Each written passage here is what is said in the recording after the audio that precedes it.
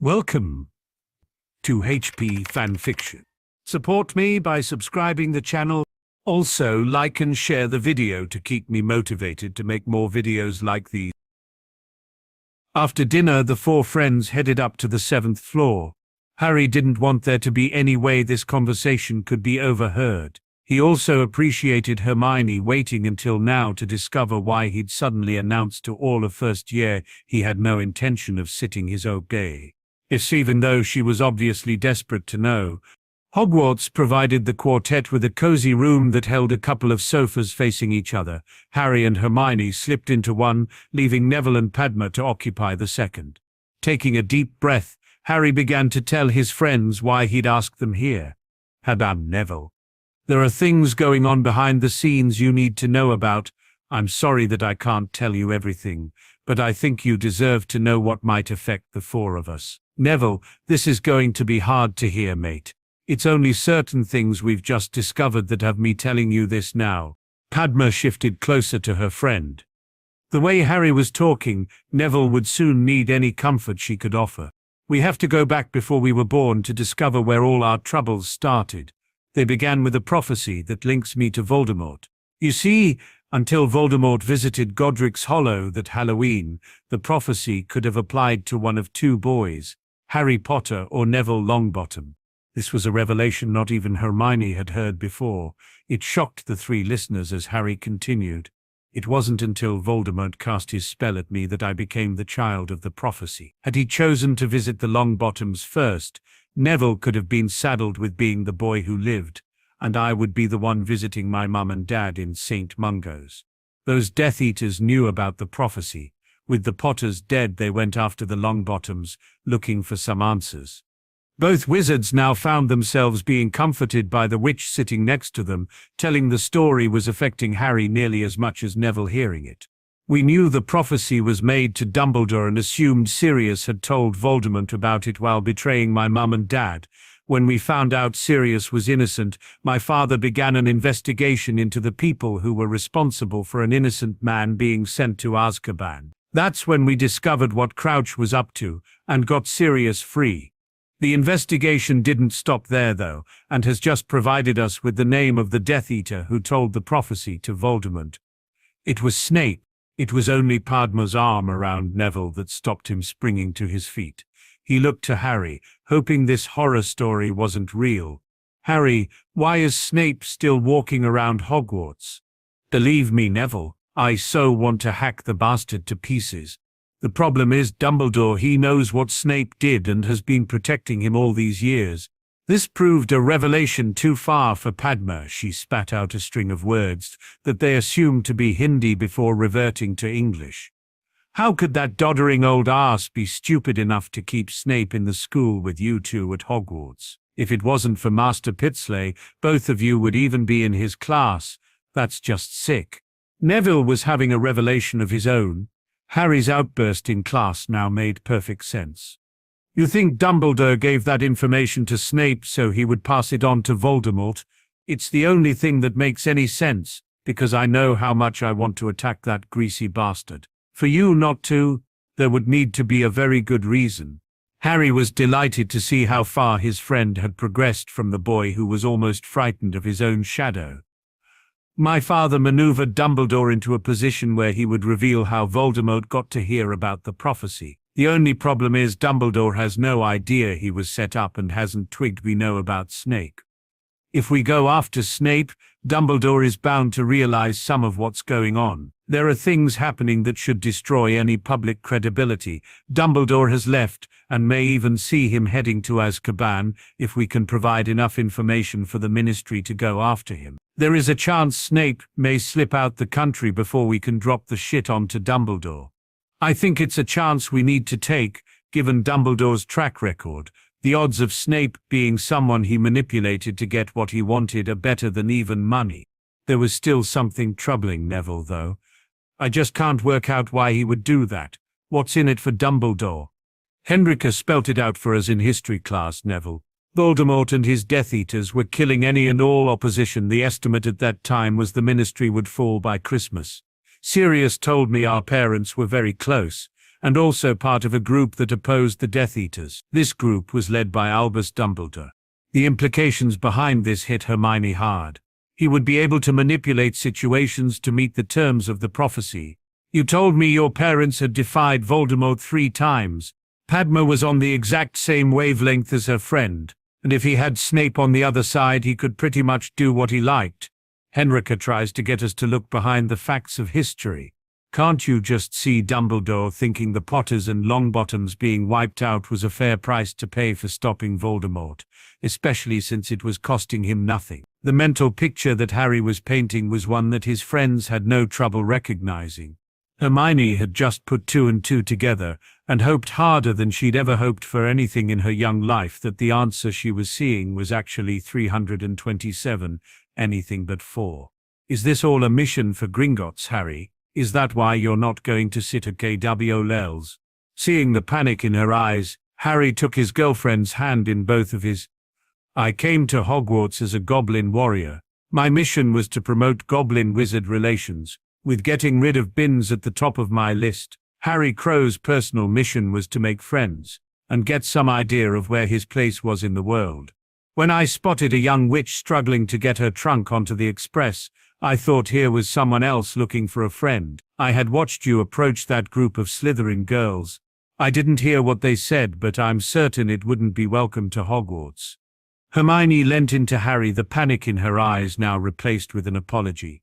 After the troll in the infirmary, when I thought you and Padma wanted nothing more to do with me, I had decided not to return after Halloween. I was sure my father would have a replacement history teacher by then, just as I was sure there was nothing left for me at Hogwarts. I understand keeping secrets is bad, which is why I told the 3 of you as much as I could at lunchtime with my father. You 3 now know more about what's going on than officials at the ministry. Pulling her boyfriend toward her, Hermione then instigated their longest kiss to date. This kiss wasn't about passion, rather both confirming they hadn't lost something that was so important to the young couple, the fact that they were still a couple. I can say I'm sorry, Harry, but I thought it would be better if I showed you. I have been racking my brains all day to figure out why you would do the work and then not sit exams. With all this talk of manipulation, I added up the facts and came up with a totally stupid answer. Harry now had a smile on his face, thinking that one day kissing Hermione might actually overtake hugging Hermione as his favorite thing in all the world. I'm sorry too, the reasons I gave in class were the truth, but it was really something I should have talked over with you first though, rather than just springing it on you along with everyone else. Dumbledore just makes me so mad that I announced my decision on the spur of the moment. I'll need to stay out of his way until the holidays. I could actually feel my armor slowly starting to slide over my body, getting ready for action. I didn't even know it could do that by itself. Padma had been ready to slap some sense into her friend. She thought they had been slowly breaking Hermione out of her habit of overthinking every situation. Hermione had then saved the situation by relying on her instincts and changing Harry's frown of disappointment into a goofy grin. We'll help you with staying out of Dumbledore's way. He's not someone I think any of us want to be around. Miss Granger there may just have suffered a brain fart, but Neville and I never doubted you for a second. It was a blushing Hermione who tried to tease back, desperate to put her clangor behind her. I'll have you know, Miss Patil, that young ladies do not suffer from flatulence of any kind. I will admit to having a moment worthy of Ronald Weasley. Her boyfriend interrupted before she could say any more. Thanks for that vote of confidence, guys. Hermione, please, don't take this the wrong way. I would rather think my girlfriend suffered from the occasional brain fart than she was in any way comparable to Ronald Weasley. The kiss on the cheek that came with this comment confirmed to Hermione that Harry had forgiven his girlfriend's faux pas. For that he could call it whatever the hell he wanted. Turning his attention to Neville, Harry again pushed the conversation into an uncomfortable area. I said you were the closest thing to family I had left, Neville. I still believe that, because of this, there's something I want to ask. The next time you visit St. Mungo's, could I go too? I would really like to meet my godmother. Neville's head was now down, but he drew comfort from Padma's arm slipping back around him. This was a subject he found incredibly difficult to talk about, yet these were his friends. Harry even considered him family. "She won't know you, Harry, she doesn't know me." As he slowly and painfully told his story, they could all see the moisture gathering in Neville's eyes. To be honest, his three friends were suffering from the same condition. "Neville, the goblin healers have a lot of experience with this curse. My father is going to offer their expertise to your gran when we meet over the holidays.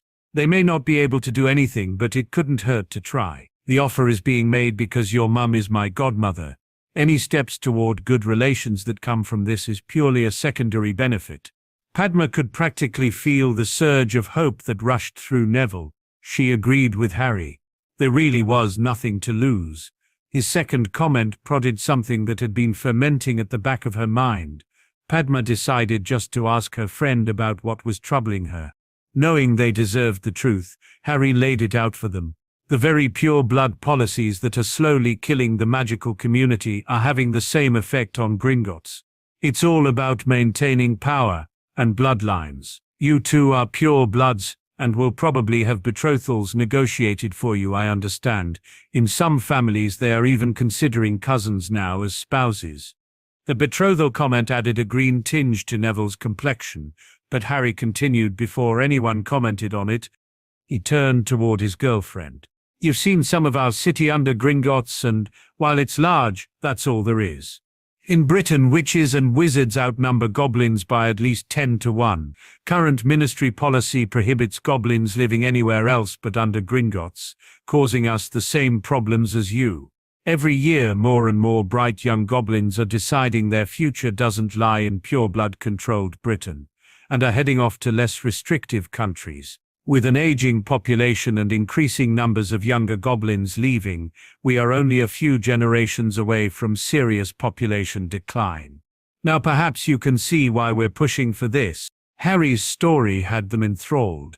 "We don't even know if this will work, but have to be able to show some progress to stand any chance of slowing the numbers leaving. Putting even more pressure on the decision I've got to make about my future. Not all goblins will get behind this plan though. We have our fair share of bigotry too.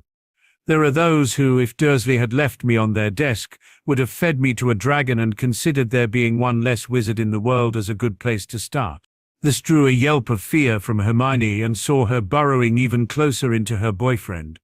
"My father is a very clever goblin." He saw the possibilities immediately. His original intention was simply for Harry Potter to turn up at Hogwarts and be sympathetic to goblin views. As I grew up, it was me who kept pushing for more.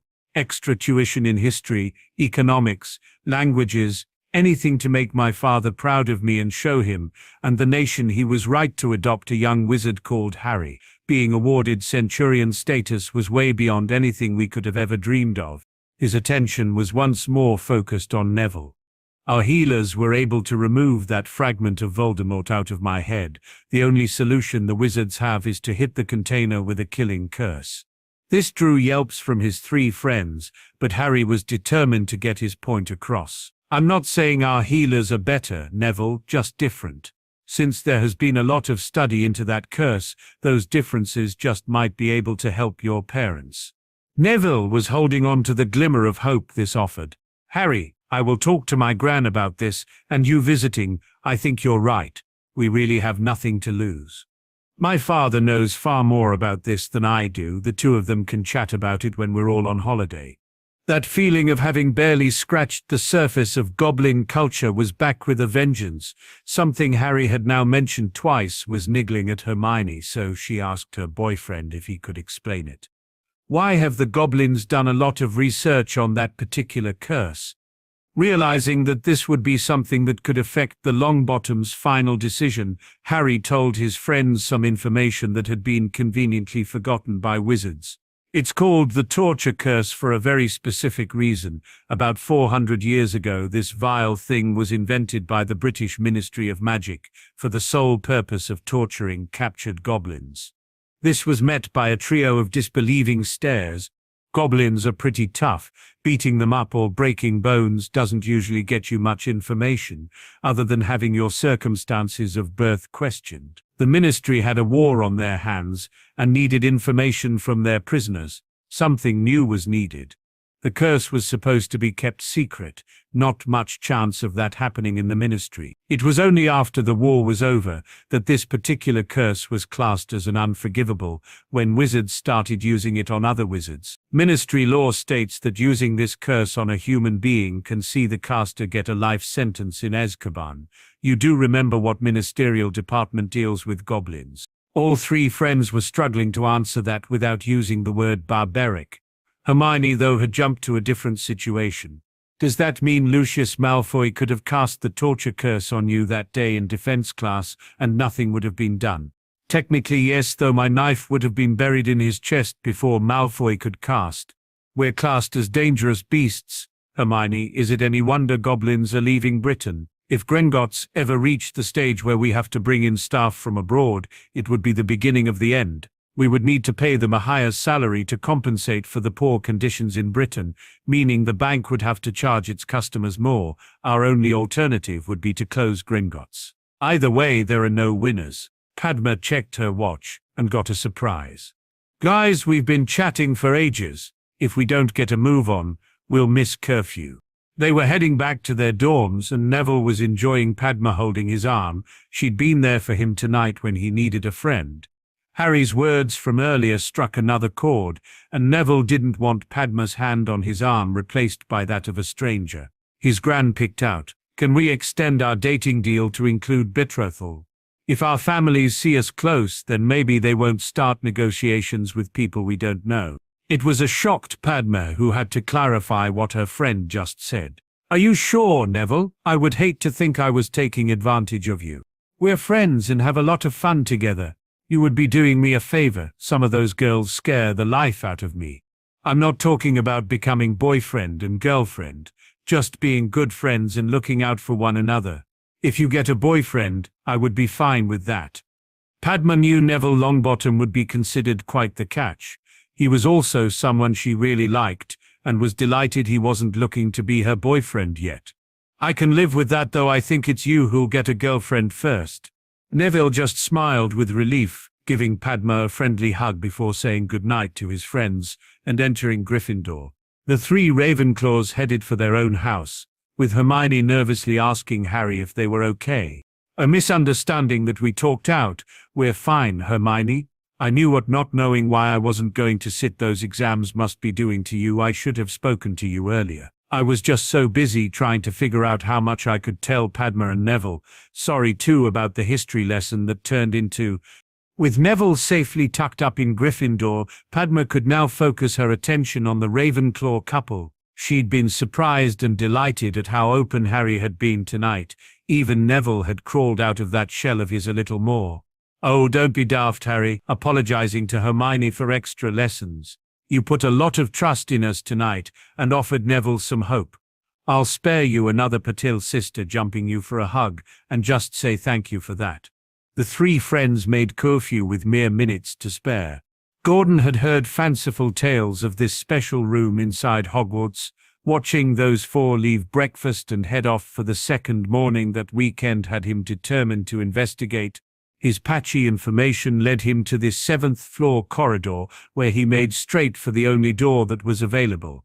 Upon entering, he couldn't have begun to describe what the room looked like, probably because Gordon couldn't take his eyes off the boy. Harry had a metallic shield over his left forearm, and that knife of his held in that same hand. This was because he was wielding the sword of Gryffindor in his right hand. A kilt would have dated him back when the Highlanders fought the English Redcoats, though the Redcoats never fired spells at their enemies. The boy was fighting two dueling dummies. These were the top-of-the-range versions that actually fought back. His three friends were cheering him on while the red-headed tutor studied a stopwatch. Time! This led to much cheering, before they noticed Gordon.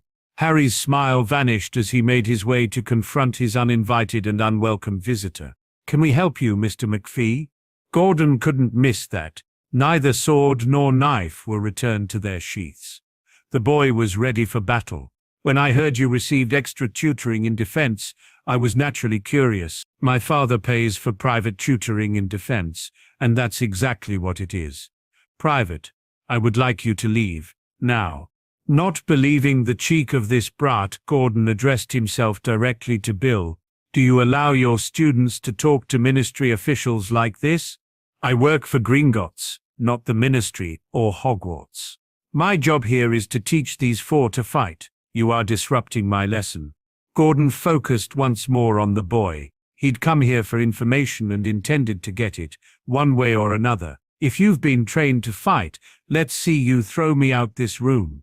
This would at least provide Gordon with a measure of this boy's capabilities. The idea that he could be forcibly ejected from the room never even crossed the examiner's mind. He was looking forward to wiping the smirk of this brat's face. Okay, sir, goodbye. Gordon thought he was ready for anything, but the boy turning his back and returning to his friends caught him by surprise. A stinging hex to his arse should enrage the brat enough to fight. That was when the second surprise kicked in. The examiner couldn't move a muscle as vines suddenly had him tied like a joint of butchered beef. His feet then left the floor as he shot toward the door. Gordon hadn't seen the boy cast a spell yet. Here he was, flying through the open door and smacking straight into the tapestry that was hanging in the corridor. His bindings may have vanished, but it still took a moment to untangle himself from the tapestry and get his bearings. What was throwing those bearings off was the lack of a door he'd just been thrown through. None of his diagnostic spells returned any evidence of a room existing, a room he'd been standing in moments before. He was going to be in the castle until Friday, and would be keeping a close eye on those four. His report to Dolores would certainly make interesting reading, though he now agreed with her this boy was a threat to their way of life. Sorry about that, guys. Hogwarts will make sure we're not disturbed again. Just as well we were running defense drills, and you weren't firing curses from your sword. How did it feel holding both weapons and your shield? Bill was pleased to see the honesty once more shine through in Harry's answer. It felt slightly awkward, but I think that's more because this is an attacking configuration, and I wasn't allowed to attack. Using two blades that can cast spells proved successful against Master Sharps, but it would leave me too open against multiple opponents, especially if they had wands. That's why I wanted to add my shield. Can I try it again where I can fight back? Bill nodded and started his stopwatch. What they saw next threw any concept of time out the door quicker than Hogwarts had got rid of McPhee. Harry was suddenly in full Centurion armor and charging the dummies. He moved like liquid gold as he dodged and deflected curses while laying down a double barrage of his own. The dummies had been programmed by wizards on how to respond to attacks. They had no program designed for an attack like this. Harry was on them in seconds, and you didn't need a stopwatch to know the fight was over only a couple of heartbeats later. His shield knocked the dummy's wand arm away, as the knife he now held in that hand did the real damage. As the shield did its job, Harry's knife slashed across the dummy's torso before a blasting curse sent it spinning backward. If anything, it got off lightly. The other dummy lost its wand arm to the sword that then buried itself into the artificial torso of its opponent. A banishing charm saw dummy number 2 then fly across the room along with the first one, leaving both lying in a tangled heap. Harry stood panting, though more with adrenaline rush than effort, as the other four watched while only the ticking of Bill's forgotten stopwatch broke the stunned silence. It was predictably Padma who had something to say. Wow, Harry McPhee doesn't know how lucky he was that Hogwarts threw him out the room and not you. That was scary to watch from here. I never want to be on the other end of it. Thanks, Padma. I felt as if I'd been ignoring the goblin part of me for too long. That's how I would fight against goblins or wizards. What do you think, Cursebreaker? The words were out before Bill had time to think of what he was saying. I reckon any wizard seeing you charging like that would shit themselves. It was only the giggling coming from his other 3 students that alerted him he'd said something inappropriate. I also think we might need new training dummies. Dummies we might need to put armor on, if you are going to attack like that. Really devastating attack, Harry, and no webbing. I learned my lesson with Master Sharpshot. Put your opponent out of the fight so they can't attack you again. Bill didn't know if a reparo would actually work on the dummies, so had them on shield drills for the remainder of the lesson. He asked Harry for a quiet word after escorting them to the Great Hall for lunch. Ducking outside for a moment provided the privacy they needed. Bill didn't waste time and got right to the heart of the matter. My father is determined to invite Ginny to this ball. He thinks her sitting at your table would be a father making a daughter's dream come true. I wanted to check that you were okay with this arrangement. This drew a frown from Harry. When we suggested 3 tickets for the Weasley family, we assumed you would be the third guest. This was actually an embarrassing situation his father had placed Bill in and didn't bode well for future wizard-goblin negotiations. My father had no sisters, and then 6 sons before Ginny was born. He dotes on her. It's actually killing him waiting on Fudge making his goblin announcement to the Wizengamot, so he can tell Ginny she's invited to the ball. This left Harry shaking his head as another potential problem raised its head. You do know we are all going to the nation's tailors and having our clothes made for the ball. There will be 5 girls sitting there in a certain style of dress, and your sister will be the odd one out. If she wears the same as the rest of us, it could be construed as the ministry already bending over backwards to please the goblins.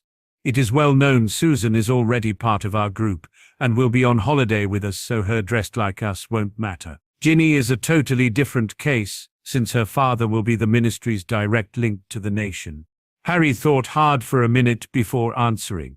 I have no objection to your sister being there, though not at the expense of even 1 vote being changed against us. I think you'll need to run this past my father. I will happily abide with what he decides. The senior Weasley was supposed to be the ministry's leading expert on muggles. It would seem he had a bit to go to get his head around goblins. It would be interesting to hear Dan and Emma's opinion of the man after meeting him at the ball. Fudge had judged his moment perfectly. Half the Wizengamot were almost asleep, and the other half couldn't wait for this session to finish so they could get back to their own lives. As Dumbledore asked if there was any other business, the minister stood before the old fool could bring his hammer down. Excuse me, Chief Warlock. I have a matter to bring before the members. It concerns the Ministry Summer Ball, an event that has all of Europe talking and scrambling for tickets. This drew a few laughs. Johnny Foreigner wanting to attend their event and not being able to get tickets was considered the way things should be by most of this body. This is easily the premier event on this year's social calendar, and one that I know we're all looking forward to. Why I'm standing before you today is to inform this body that the event nearly never took place. He now had everyone's complete attention, so Cornelius pressed on with his presentation. A brave young man will become this country's youngest ever recipient of an Order of Merlin, first class. Now, through no fault of his, if anyone at the ministry wants to officially contact young Harry, our own laws state it must be done through the Department for the Regulation and Control of Magical Creatures. Labeling young Harry as a creature is not something I can stand here and support. That is why I am proposing legislative changes for this House to consider. This created a right hullabaloo, with Cornelius and Amelia the only calm people in the chamber.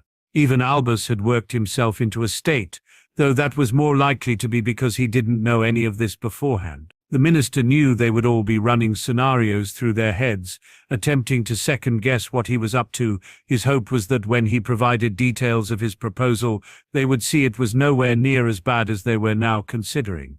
When the first challenge came, Cornelius was disappointed. He now owed Amelia 5 galleons, as she had predicted correctly.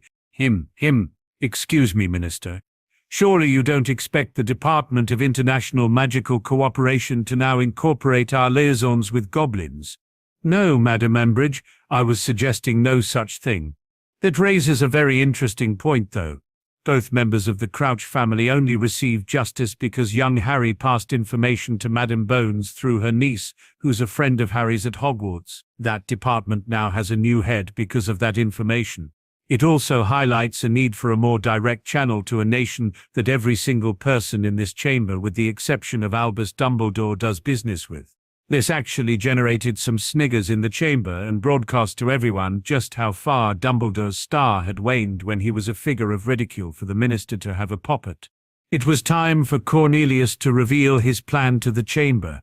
We currently have a department that deals exclusively with muggles, mainly the misuse of their artifacts. My proposal would see the department tasked to take on our relationship with the Goblin Nation and its current head promoted to handle all the ministry's dealings with both. As many of you will already know, Arthur's oldest son is currently employed by Gringotts as a curse breaker and as a personal tutor to young Harry. That last morsel was indeed news to many, though welcome news.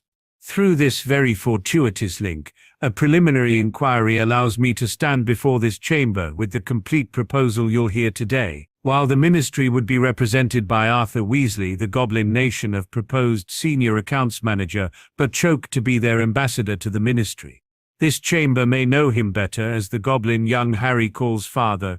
This was a bombshell that silenced the chamber. If they rejected this proposal, they would effectively be rejecting the boy who lived's father. Umbridge came back for more. Excuse me again, Minister, just what powers will this new department have?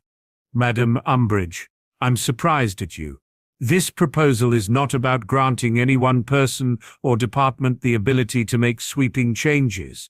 Have you forgotten that only this chamber has the power to make any alterations to our laws? The new department will be tasked with opening a dialogue between ourselves and others. If, in the course of time, this dialogue leads to any proposed changes in those laws, it will then be debated and voted on in this chamber. I believe Barchoke is also considering having William Weasley as his assistant, hoping this will help avoid any issues of protocol from delaying this project becoming a working entity. Dolores just couldn't leave it alone, though. She was like a dog with a bone it didn't want to be parted from. Minister, are you aware the boy in question declared publicly that he wouldn't be sitting his RWLs? Cornelius had been prepared for this, and understood he had to kill this story stone dead. I am aware of Harry's declaration, and the circumstances surrounding why he made it. I have spoken to Harry on many occasions, and Madams Bones and Longbottom will be holidaying with him over the summer. Here was the minister's clearest indication that Dumbledore was on his way out. The entire Wizengamot had witnessed the boy's reaction to Dumbledore in this very chamber, so it was Cornelius who was being believed here. Despite Albus's strong protest, the minister still had the floor and finished his presentation. The normal period for proposed legislation like this to sit before this chamber is 40 days. I do not want to face the accusation of rushing this through the chamber, so I am proposing we defer voting on this until the 3rd of August. Amelia immediately seconded that proposal, and with no one willing to publicly put their name to an objection, the proposal was passed. Albus still sat in his seat, even although the chamber had now emptied. He was supposed to be the great manipulator, but Cornelius Fudge had just ran rings around him in a chamber he previously owned. The old wizard, though, was grudgingly forced to admit this was a work of sheer genius, even down to the date of the vote. Instead of allowing extra time for members to organize their debate, Cornelius had craftily scheduled the vote to be right after the ball. People would enjoy themselves that Friday night, then come to this chamber Monday morning to vote. Very well played, Cornelius. Very well played indeed. We're not there yet, Albus, and you're forcing me to do something I really don't want to. This is a very prestigious event, an event that I can't have anyone upsetting the guest of honor over the course of the evening. You have proven time and time again that you cannot leave young Harry in peace. Therefore I can't take the chance of you being there. Sorry, Albus, but you are barred from the ministry ball. He really only had one question. Did Harry or his father ask you to do this? No, they know nothing about this. The two of you in the same room is too much temptation for you not to interfere. It was my decision not to allow that to happen. Both walked away and left Albus sitting there a broken man. Albus was actually trying to decide if he could bring himself to play the last card he held, giving up Severus to Barchoke. The goblin's comment about seeking him out on Harry's birthday now made perfect sense. Barchoke fully expected Albus to be at the ball. For Albus not to attend would send signals around Britain and even Europe that his days in a position of power were numbered. Whatever decision he made about Severus was now pushed a couple of weeks closer by this. He would need that time to convince Barchoke and Harry that he should be invited to the ball. They left their history exam arm in arm. Hermione stretched up and kissed Harry on the cheek before resting her head on his shoulder as they walked. Why, thank you, miss. And pray tell what I did to receive such an honor. I want to make sure I repeat it, often. Hermione couldn't help but laugh at the playfulness of her boyfriend. The pressure was now off all of them. Our last exam, Harry, they're all over. Normally I would be worrying myself sick by this point, going over every paper in my head and working out how many points I had dropped. Now, I've got you, we've got friends, and a whole summer to look forward to. The first 10 days jumping between all our homes and getting prepared for the ball, then we're off on a worldwide adventure. I've never been this happy that school is ending. In fact, I've never been this happy. This earned Hermione a return kiss on the cheek before Padma interrupted. It's too nice a day to sit inside. Let's grab some food from the hall and eat it down by the lake. This proved to be such a popular idea that most of first year ended up down by the water. The summer holidays were just around the corner. Albus sat at the leaving feast and couldn't remember when he'd experienced a worst year at Hogwarts. The reason for his personal annonus horribilis was sitting at the Ravenclaw table, along with 2 Gryffindors and a couple of Hufflepuffs. While they had remained at their own tables as Slytherin were awarded the House and Quidditch Cups, the 4 first years had moved toward Ravenclaw as soon as the feast commenced. He'd since learned that this group would not only be holidaying together, they were attending the Ministry Ball as Harry's guests. Harry would have Muggles, a goblin, a Veela, and a wizarding family from India as guests at his table. This was certainly a provocative mixture, yet Albus Dumbledore was the one barred from attending. Unlike Cinderella, Albus didn't need a fairy godmother, being perfectly capable of transfiguring his own horse and carriage. Glass slippers or a suitable wardrobe wouldn't cause him any trouble either. His problem was that, while Cinderella had an invitation to the ball, Albus Dumbledore didn't. An even bigger shock to Albus, though, was the reactions of both Weasley parents at his visit to their home. After reading of Arthur's potential new position at the Ministry, Albus had thought this would give him an in to what was happening with the Goblins, and more importantly, Harry. To say he'd been given short shrift at the Burrow was putting it mildly. Molly had delivered a personal howler from as close as her rather large bosom, and their height discrepancies allowed. Albus was hoping everyone had forgotten the Quirrell incident. Arthur then took over the hazing from his wife, before practically throwing him out of the Burrow, apparently endangering 4 of their children, and then attempting to blackmail their eldest son, was not appreciated by the Weasley family.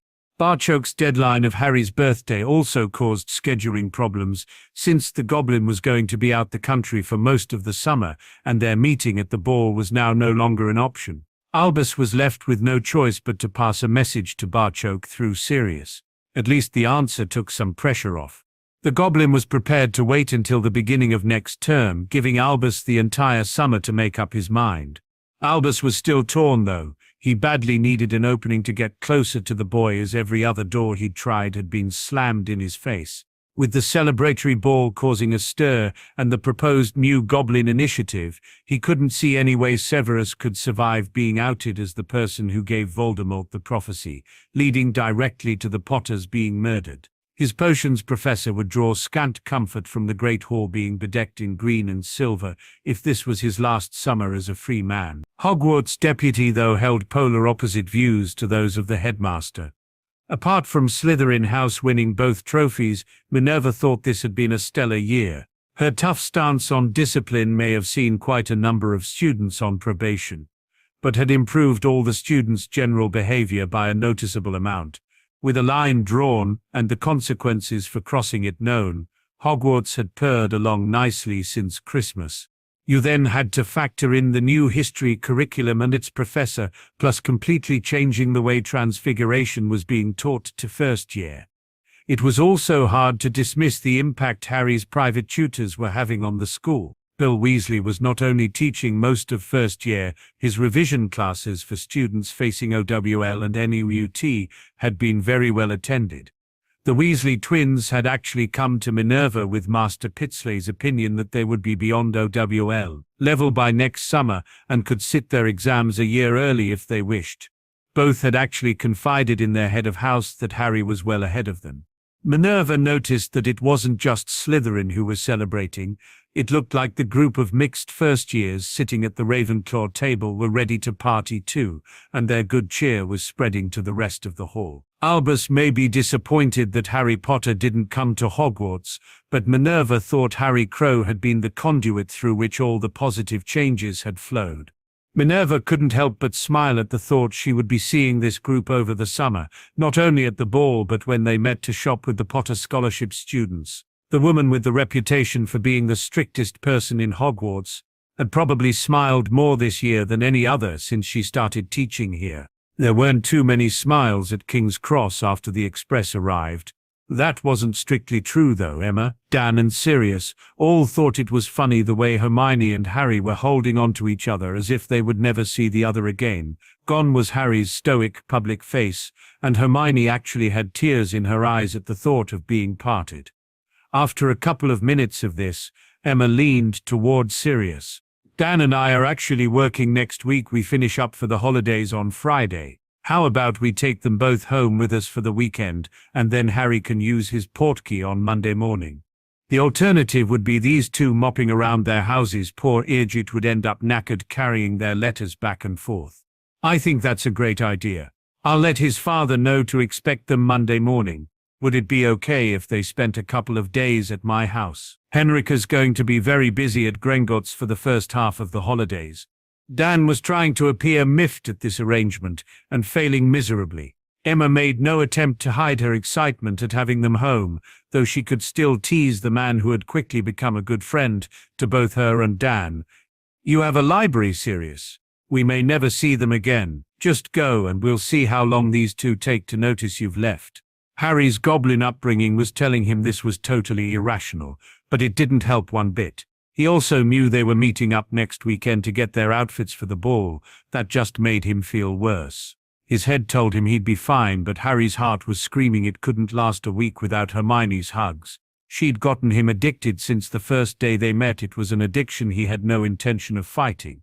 That Hermione apparently felt exactly the same was the reason they were still standing on the platform, long after everyone else had left. He didn't know how long they had been standing there, but it was now quiet, a state that couldn't exist when Sirius was around. Harry removed that hair he loved so much from his eyes to see a pair of parents smirking at him. With no sign of his godfather anywhere, he was forced to ask the obvious question. "Do you know where Sirius is?" This got his girlfriend's attention. She recognized the smirks on her parents' faces at once. They were up to something. Dan didn't keep them waiting. "Oh, he got fed up waiting on you two to let go of each other. Your godfather left ages ago. I suppose that means we've got a lodger for the weekend, but only if you take Hermione with you to Gringotts on Monday." Dan was soon experiencing his own personal patented Hermione hug. He wasn't sure if it was her sword fencing or all the practice his daughter was getting with hugging Harry, but Hermione could now make his ribs creak with the ferocity of her embrace. She quickly moved on to her mother. Any thoughts of the Blues banished now that Harry was coming home with them. The boy in question had a mad grin on his face, and finally remembered to answer Dan. "That would be bloody fantastic." Lucius had watched all this from the shadows, still hoping for a break. He'd easily discovered where the Petils lived. The information proved useless, though. In the middle of a moonless night, he'd attempted to get close to the house, purely on a fact-finding mission. The arm that Voldemort branded all those years ago was burning as if it was going to burst into flames. This was before he could get anywhere near the house, too. Lucius was forced to get out of there fast, just in case his mere presence had triggered an alarm. If the Patil home had wards like that, Lucius was glad he didn't know the Mudblood's address. This little bint was already the one person who possessed the power to completely destroy this boy. Unfortunately, she would also be the best protected. Even slipping her the book in Diagon Alley wouldn't help. The wards around her house would probably fry Tom's diary the instant she returned home. With the Patils being equally protected, this left the head of the Malfoy family with a bit of a dilemma.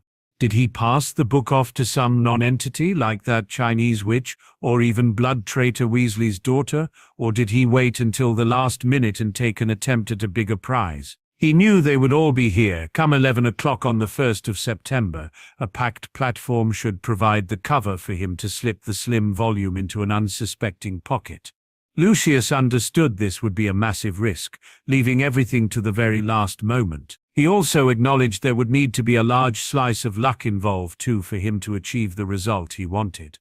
Lucius could console himself with the thought that, if he couldn't get anyone close to the boy, he could still ensure the diary made its way home to Hogwarts in some poor, unsuspecting child's pocket.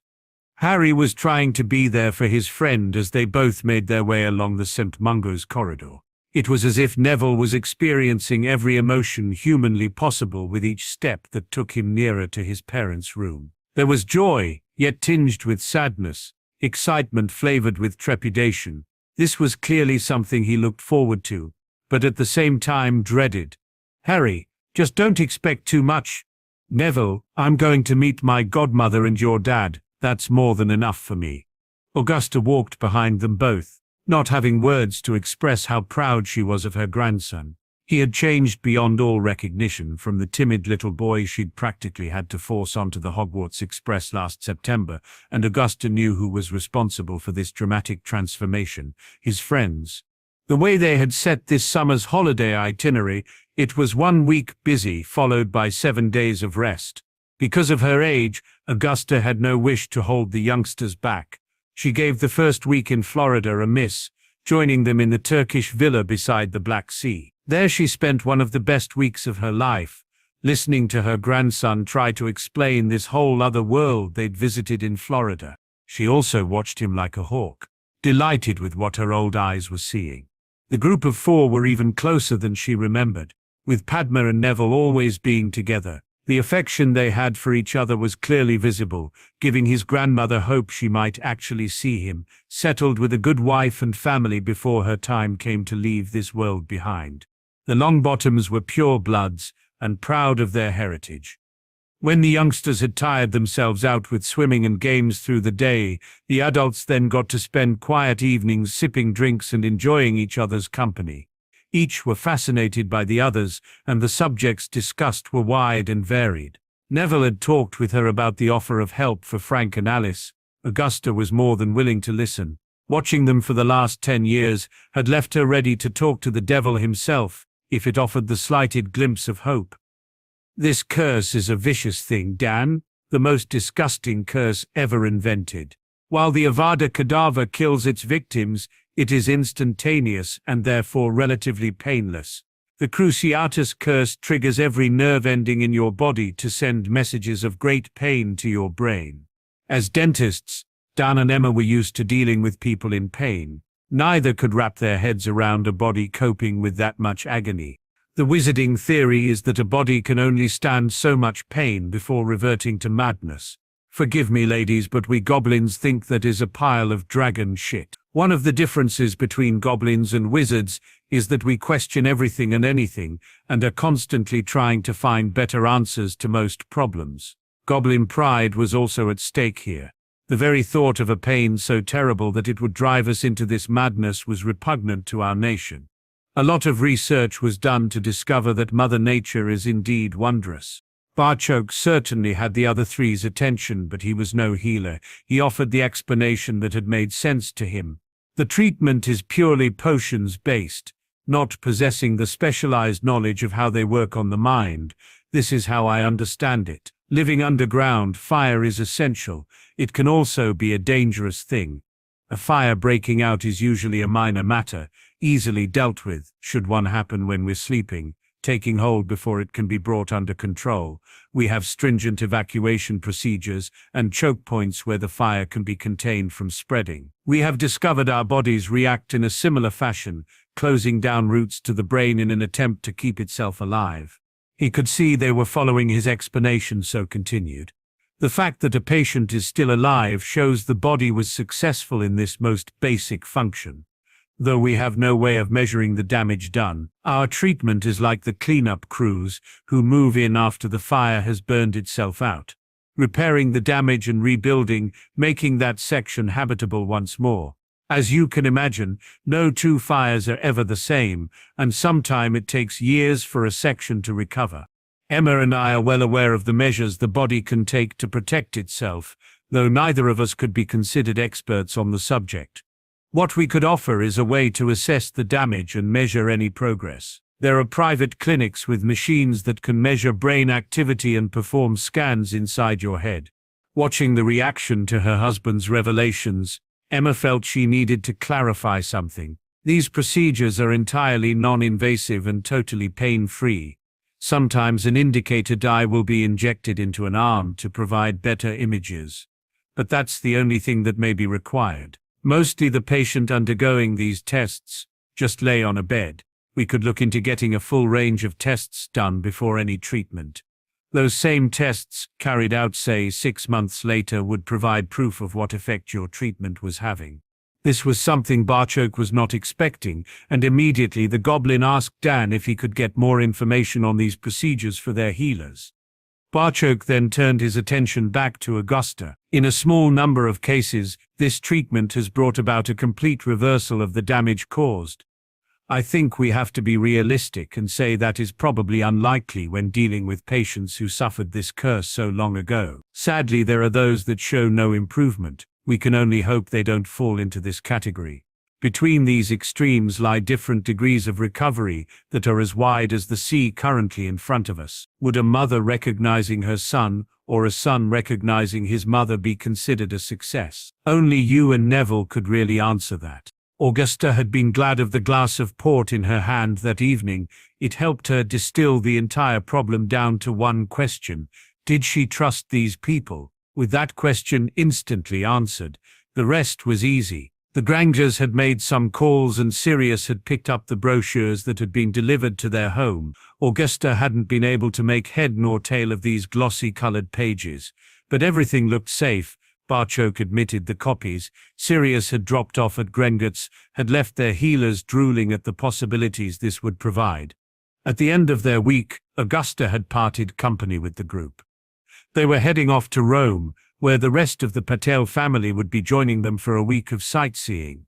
She had been busy making arrangements of her own, arrangements that would come into play today. They had the ministry ball tomorrow, and then the entire group was heading off to spend a nice, quiet and restful week in the Maldives, though, with their numbers swelling to 17. Augusta questioned how quiet it might be.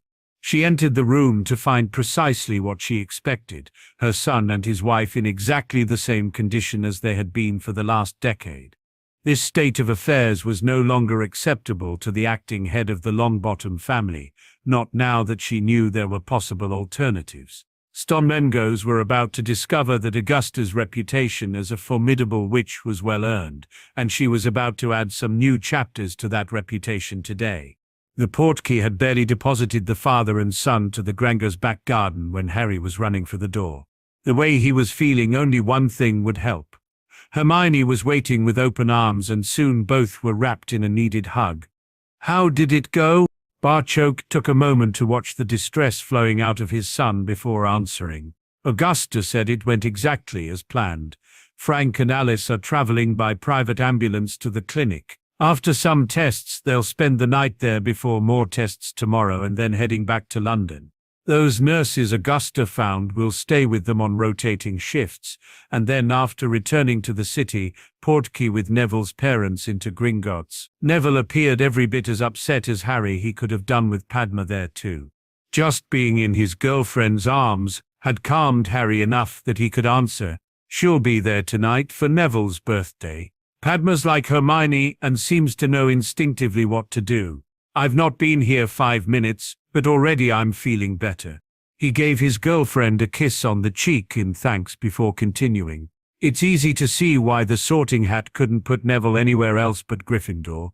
Walking down that corridor when you know what's waiting at the other end takes real courage. We have to help them, Father, whatever it takes."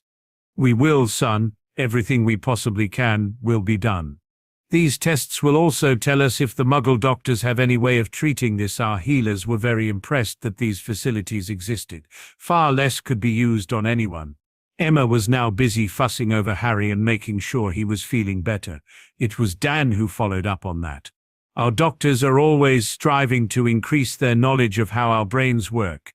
They may be able to offer some form of help." We find it strange but refreshing that your healers are so willing to share information between each other. It must make things so much easier. We have dentistry publications that are periodically delivered to our practice, as do most dentists in Britain. They not only keep us up to date with any new developments in procedures and technology, they have information on anything interesting that's happening in dentistry anywhere in the world. For at least 150 years, the Lancet has been providing the same function for doctors the world over. Shared information in that publication has led to more than a few medical breakthroughs. The more time Barchoke spent with these people, the more he found his views on the world changing. Seeing Harry was back to himself with Hermione at his side reminded Barchoke there was another matter he wanted to discuss with the Grangers. It would require the use of their memory viewer though. Only Barchoke had seen this before and could understand the shock, fear and anger that he found himself surrounded by. The memory ended as Harry approached the stricken Hermione and her golden protection dissolved back into her bracelet. Harry and Hermione were of course in each other's arms, but Emma had them both in an embrace and she didn't appear ready for letting go any time soon. Dan was very angry that Hermione had been hurt, but incredibly moved at the way Harry had fought like a demon to avenge her. He'd gotten to know Barchoke though and understood they hadn't just watched this as a means of entertainment. I have to assume you had a reason for terrifying the life out of us with that. This drew a wry smile from the goblin. I think it's fair to say that Hermione's safety is a very high priority for everyone sitting here, and is the reason for you watching my memory of that morning. Your daughter's safety was such a high priority. Her bracelet has more protection runes than any piece of jewelry ever worn by a witch or wizard. Our problem is, it shouldn't have been able to protect her like that. This has never happened before. Emma was puzzled at this. Harry's do it all the time, isn't this a good thing? As a centurion, Harry's are specifically designed to do that. They are also bound to him by blood and will never come off. We are still trying to determine how his magic allows the armor to increase his speed and strength when Hermione gave us a whole new problem. Her bracelet expanding to become body armor is not a good thing. It's a great thing, but only if she can repeat it. His daughter having the ability to suddenly be protected by armor was a bloody brilliant thing in Dan Granger's book too. How do we go about achieving that? We want to blood bond the bracelet to Hermione and see if that works. The director has promised to consider using the Centurion enchantments on it if need be. Tomorrow we'll thrust Harry even more into the spotlight, and we all know who will be right by his side. As a friend of the Goblin Nation, we intend to do everything in our power to offer Hermione protection. Both parents immediately wanted to know what this blood bond entailed, and any side effects. She merely has to prick a finger and rub her blood into the discs containing runes. Then I need to perform some enchantments. The only downside for Hermione is that the bracelet will never leave her wrist after that. Dan realized this would mean his daughter walking around for the rest of her life wearing Hermione, best friends forever, on her wrist. He also realized that the world Hermione had entered could be a dangerous place. He considered the slim possibility that these two wouldn't remain best friends, leaving Hermione with this constant reminder of that fact, a small price to pay for the protection this would afford his daughter. He glanced toward Emma to see his wife already nodding her consent. Barchoke returned his attention to the youngsters. This is going to take some work, Hermione, but you'll have Harry to help. I also think this should be kept a secret and hope you never need it. If we keep it to the group who know about Harry being able to cast with his sword, that should allow you to practice without alerting anyone. You'll probably need to wait until you return to Hogwarts though. You have other friends with you for the rest of the holidays. Hermione had a question that was worrying her. That shield formed over my clothes. Will it form under them if my bracelet is blood-bound? This is so unusual that all I can do is offer my best guess, which would be yes. This drew a blush from the young witch. Harry might not have a problem with displaying his chest. Hermione had no intention of letting that happen to her. At least not for a few years anyway, and then only when she and Harry were ready for that. Despite Harry's repeated protests that it was Neville's special day, those protests were ignored, especially by Neville, and the party at Longbottom Manor was held for both birthday boys. Neville managed to turn Harry's opinion around halfway through the evening when he confessed this was already his best birthday party ever. It was a group in very good spirits who were gathered in the anteroom at the ministry, waiting on tonight's events getting started. As the guests of honor, they would only enter the ballroom after everyone else was seated. An aide then informed them that the minister had just taken his seat. It was time to go. Arthur Weasley brought up the rear of the procession, with Molly on one arm and a wide-eyed Ginny on the other. Ginny was dressed in the finest robe she'd ever owned, yet still didn't fit in. She was here though, which was more than any of her brothers had managed. She didn't really need to console herself, just being here tonight was magical. She was drawn out of her dreaming by a loud fanfare of trumpets. "What's that, Daddy?" "Oh, that will be Harry." "Oh wow, he can play the trumpet too." Molly's harumph was ignored, just like her husband had ignored her opinion on tonight. With Bill no longer having to spend his weekends at Hogwarts, he had switched to spending that time in the burrow. He was still teaching though, trying to prepare them for what they would face tonight. Three things very quickly became apparent to Molly. This was a really big night for the Weasley family. They were woefully underprepared and they'd be leaving the biggest asset the family possessed sitting at home.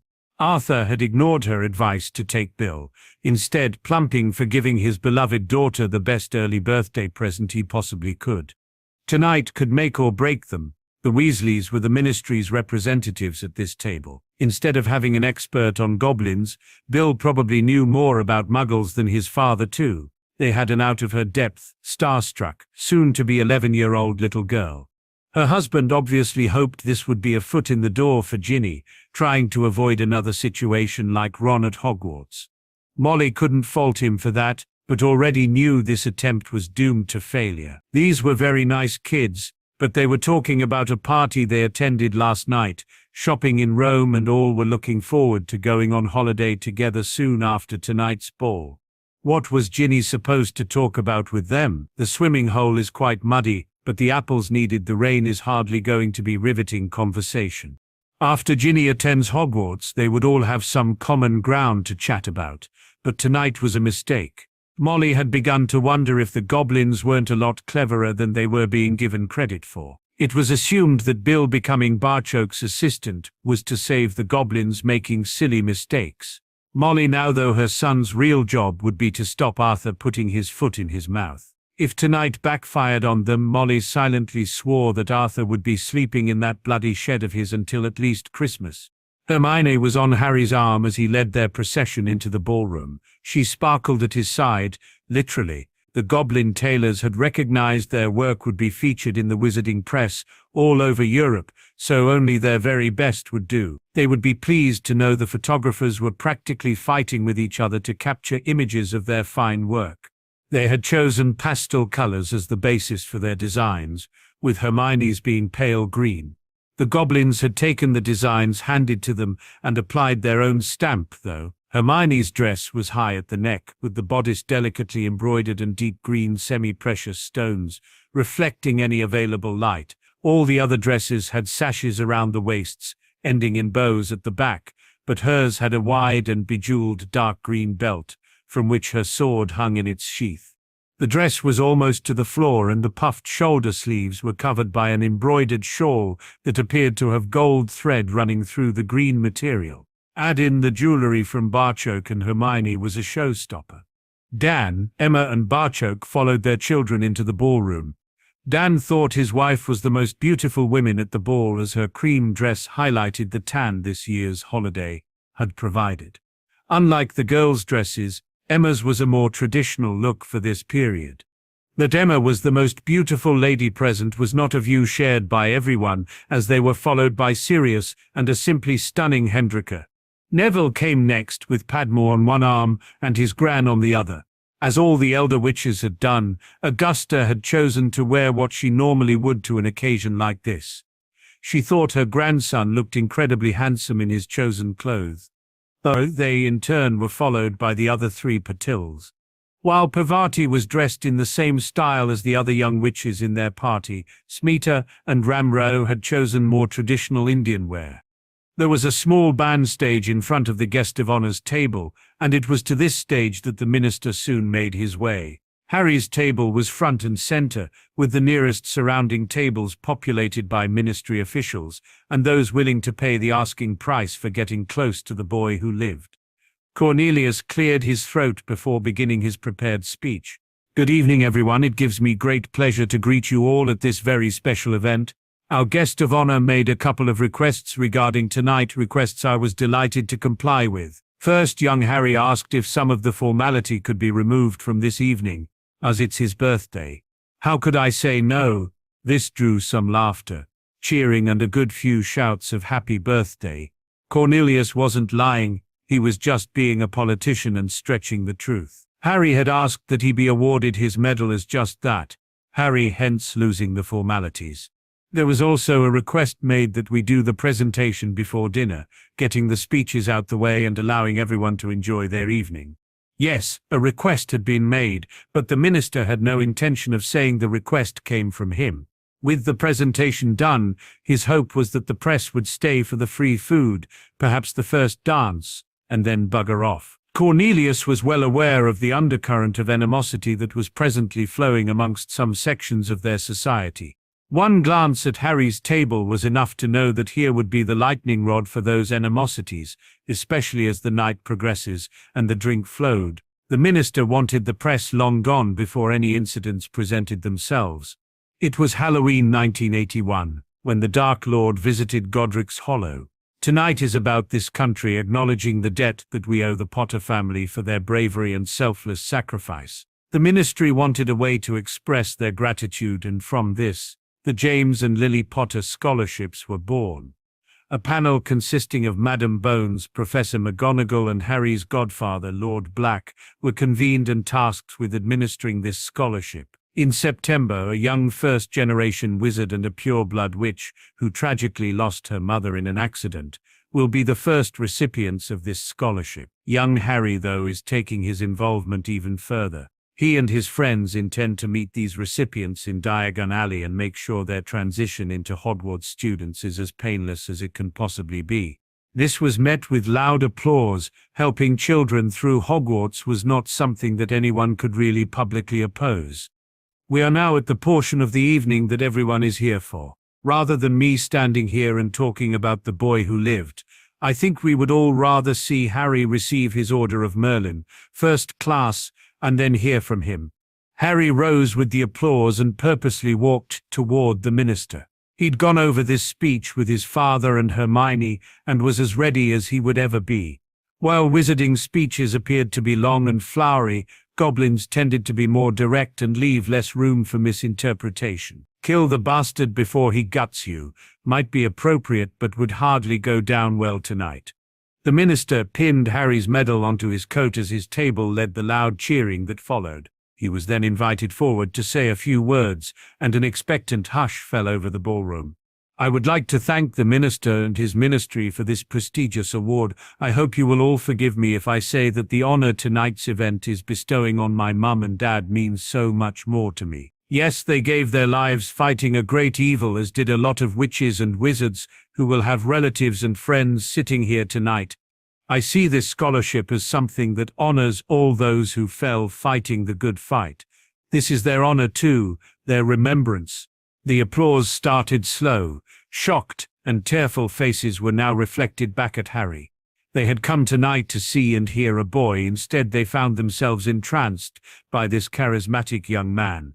The applause quickly built, and like a powerful wave, soon engulfed the ballroom. When it died down, Harry began the part of his prepared speech that he knew would be controversial. Yes, my mum and dad died fighting a great evil, but that great evil wasn't Voldemort. Harry used the shock of him saying the dreaded name out loud to remove a small glass vial from his waistcoat pocket. No, Tom Riddle was nothing more than a powerful wizard who used existing prejudices to almost bring this country to its knees. I have here a vial of blood. Can anyone tell me how pure it is? This was greeted by total silence. It felt as if someone had asked the Queen if it was her that just let one rip. Not expecting an answer to his question, Harry continued. My three best friends and I are a pretty strange mixture. The daughter of an ancient Indian pure-blood line, the scion of one of Britain's oldest pure-blood families. a first-generation witch, and then me, a wizard raised by goblins. Do you think this vial here tells you any of that? Prejudices in 1981 dictated my mother should be slaughtered like an animal because of her circumstances of birth, yet we are all here tonight honoring her. Harry turned to face a minister who was turning paler by the second. Minister Fudge's courageous stance on this matter should be applauded, and certainly has my full support. It takes a brave man to say this bigotry will no longer be tolerated in Britain. Tonight's awards broadcasts that message out like a welcoming beacon to the rest of the world, as does his recent attempts for a closer relationship with the Goblin Nation. This had the color returning to the minister, and it got even better as Harry's attention once more shifted to the audience. As you probably know, I've spent most of my life living as a goblin, and I can honestly say I see a lot of similarities between our cultures. My father is a brave and honorable goblin, traits I know both cultures hold dear. He is also a head of family, a head who, just like every other head of family, hopes one day his eldest son will follow in his footsteps. I really could never see myself becoming a banker, but an ambassador is certainly a position worth aspiring to. Harry had made that as plain as he possibly could, and it was now time to finish up. A few days ago, my friends and I were in Rome. We took the time to visit that city's ancient Colosseum. I found it sad that the civilization who built this magnificent structure were wiped out, simply because they couldn't adapt to the changing world around them. The sterling efforts and forward thinking of Minister Fudge's administration should ensure a fate like that will never befall this society, and see our country go from strength to strength. I would like to thank you all for these awards, listening to me, and hope they're serving the food soon. I'm a growing lad and am really looking forward to dinner. Cornelius led the applause and shook Harry's hand as the boy returned to his table, where they were all on their feet. The boy who lived had just given him and his ministry an endorsement that no amount of gold could buy. He had also cleverly made that support conditional. Providing his ministry stayed in the light, he could count on Harry's support. Since this was the direction he wished to go, that shouldn't be a problem. Cornelius almost shit himself when the boy took out that vial of blood. This was a subject one didn't talk about in polite company. He couldn't think of anyone else who could have pulled it off. All that was needed now was for his vote to pass the Wizengamot on Monday, and Cornelius could relax, for a little while at least. Harry returned to his table to a rapturous reception and a congratulatory kiss from his girlfriend. Molly had listened while Bill talked about this young man, but seeing him in action, so to speak, had practically taken her breath away. He just stared down the pure-blood elite of Britain, Europe too, and told them they had been wrong. This was no childish rant, though. He stood there like a warrior and verbally tore their former leader to shreds, before finally outing their pure-blood superiority beliefs for the nonsense that they are. She wondered how many of them would enjoy their meal after that, being reminded they were here to honor a muggle-born witch and her goblin son. Something was bothering her, though, so when the table quietened, Molly asked her question. "Harry, I hope you don't mind me asking, but you never actually said who that blood belonged to." She felt the full force of those green eyes and that devilish smile framed by his long jet-black hair. Molly suddenly realized this boy had the charm, charisma and confidence to pull off just about anything. "That was precisely my point, Mrs. Weasley. It didn't matter whose blood it was. Actually, it's not really blood at all. This is fake blood that I bought out of a joke shop in Crawley. It's supposedly edible and strawberry-flavored. If anyone wants to try it." Serious, Dan and Ramrao suddenly had their respective wives and girlfriend pounding between their shoulder blades to alleviate their choking, a consequence of trying to burst into laughter while eating soup. Not sure whether her hearing had suddenly malfunctioned, Molly asked for confirmation. "You faced down this entire crowd using something you bought out of a joke shop?" Harry's smile went up another notch in answer as Arthur suddenly had a horrible premonition of what his new job could entail. "Bill tells us you are friends with Fred and George." "Oh yes, sir, they're great guys, especially after we came to an understanding that meant no more pranks on us." Of course, that was a story the entire table wanted to hear. It left Molly certain she was right. They had really underestimated the goblins. Arthur thought his wife was correct too. He wasn't anywhere near prepared for this job. Dolores hadn't been prepared for that speech. At least she wasn't alone in that. It certainly ruined her appetite. She'd been working quietly behind the scenes for the last few weeks, trying to ensure this disgusting goblin proposal was kicked out on Monday. That speech from the boy who lived just destroyed all her endeavors. That wasn't the real reason she was currently stirring her soup. Rather than eating it, glancing over at the top table destroyed any appetite she had. How were you meant to enjoy your food with mudbloods, muggles, and even creatures sitting in the heart of the ministry? Why didn't they just invite a centaur along too and be done with it? She was sure the caterers would have arranged for a bale of hay save the curtains and upholstery from getting chewed. A house elf could have been ordered to follow the beast around with a shovel. Centaur shit on the ballroom floor would really have made everyone's evening. It was time for Dolores to stop her musing and face facts.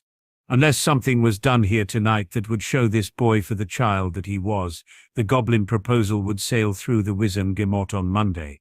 It was also looking increasingly likely that she would have to be the one to do it too. Now all Dolores needed to figure out was just exactly what it could be. Albus was taking an evening stroll around the castle. This was at least better than sitting in his office, moping. He'd been so busy thinking about the public embarrassment missing tonight's ball would cause him that he'd totally overlooked the much greater problem that was right under his nose. Albus had also been mulling over what to do about Severus, when it hit home that he hadn't actually seen his potions professor for a while.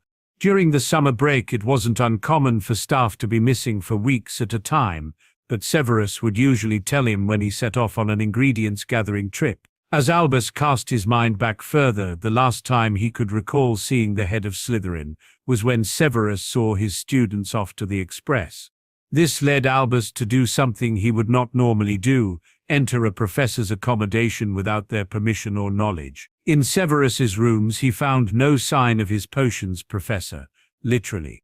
It was evident Severus had packed everything he owned and skedaddled out the castle, no fond goodbye or even a note. This left Albus in a precarious position. If he told Barchoke that it was Snape who passed on the prophecy, it would now appear as if he'd helped Severus flee before revealing the informant's identity. The headmaster was also in a quandary over what to do about a potions professor come September. Severus hadn't handed in his notice, and advertising his position might alert people that he'd done a runner. Just when Albus thought he'd finally got the defense job sorted, along comes something else to upset the apple cart. He was left asking himself why the fates suddenly hated him so. Dolores thought the fates were against her as well. She would admit to herself that thinking on her feet was not one of her best traits. She was more of a careful schemer who strived from the shadows to achieve her long-term goals.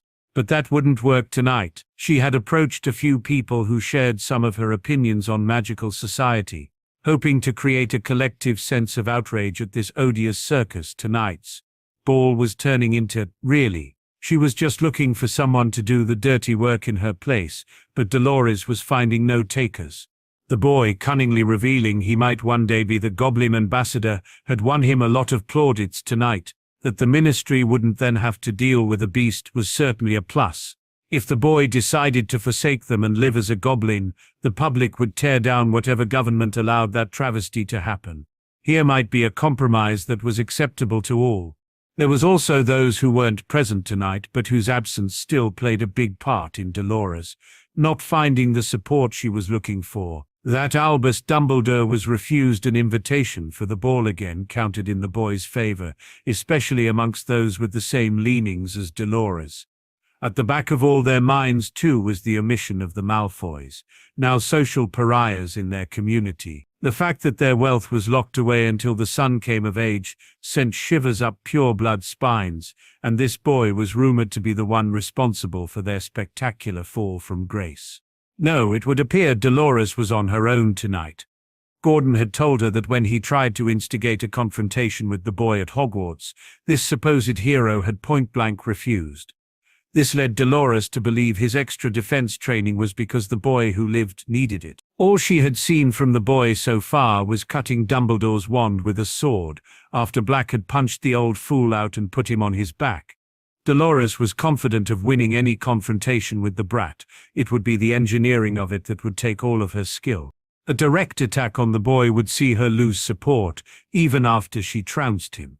Dolores needed to choose her victim carefully, one that would have him rushing to their aid. All his friends were out for the same reason as the brat was. Publicly, she couldn't appear to be a bully that was picking on children. This left Dolores running her eye over the rest of his company. Part of her would really like a go at that Veela creature, but a mature Veela wouldn't need a little boy springing to her aid. It was also known they could transform and throw fireballs at their foes, not something she fancied facing. The more she studied, the more her choice became obvious. The muggle bitch who thought she and her mudblood daughter had the right to be here tonight. The problem with her choice was that Amelia Bones and Augusta Longbottom never let her intended target get out of their sight. Dolores was getting desperate, but not desperate enough to tangle with either of those two witches.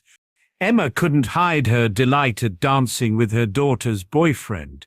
Oh, thank you, Harry. If Arthur had asked me one more stupid question, I swear I would have screamed. If that's the ministry's expert on the general British public, I collect plugs and batteries too, Weasley, then I hate to think how poor his knowledge is on your nation. Eclectricity, even Augusta knows better than that now. Well, it also gets me away from their daughter staring in my direction all through the meal. The break from Hogwarts must have lowered Hermione's tolerance. She usually can just ignore it. She knew she really shouldn't tease, but Emma couldn't help it. The mother in her had grown very fond of Harry. I noticed the only time she wasn't staring at you was when you looked anywhere near her. Then her face was redder than her hair. Do the girls stare often, Harry? They stare at the boy who lived, not me. My friends don't stare because they've taken the time to get to know me, not some myth. Emma had spotted some girls in Florida who'd never heard of Harry Potter, but still eyed up this handsome young man.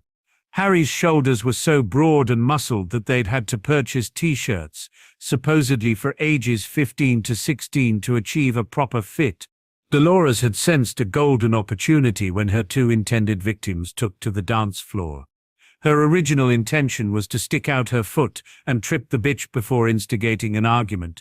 That was before the green-eyed monster of jealousy saw the angry red mist descend to cloud her judgment. This woman was beautiful, even Dolores couldn't deny that.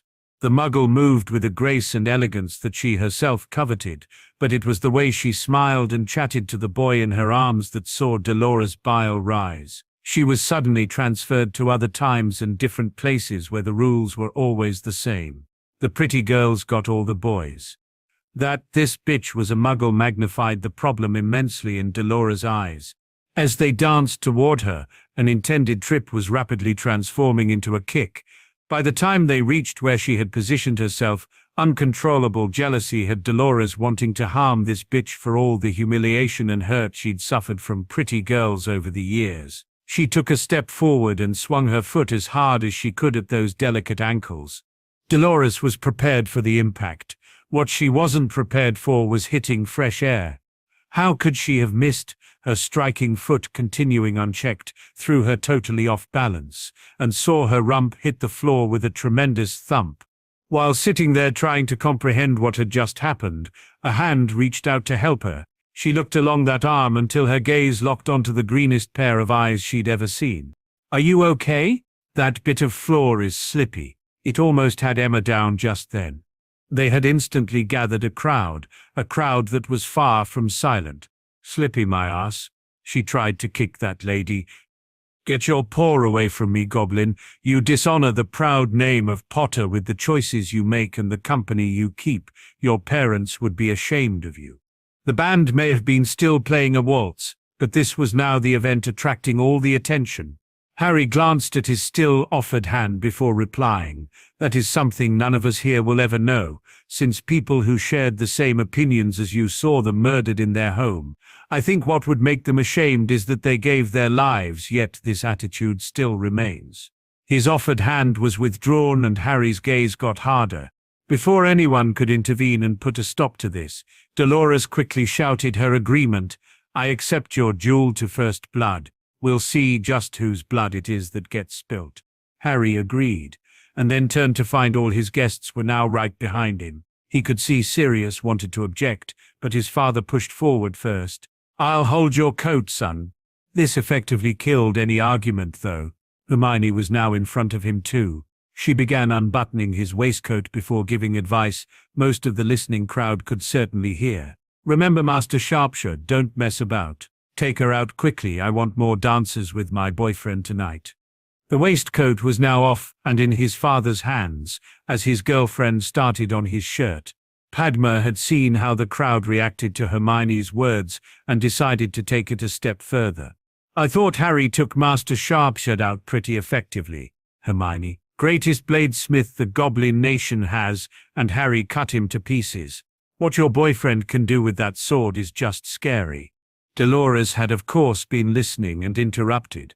"I choose wands for this duel, not swords." Hermione had removed his cravat and cufflinks, leaving Harry standing there with his shirt open to the waist.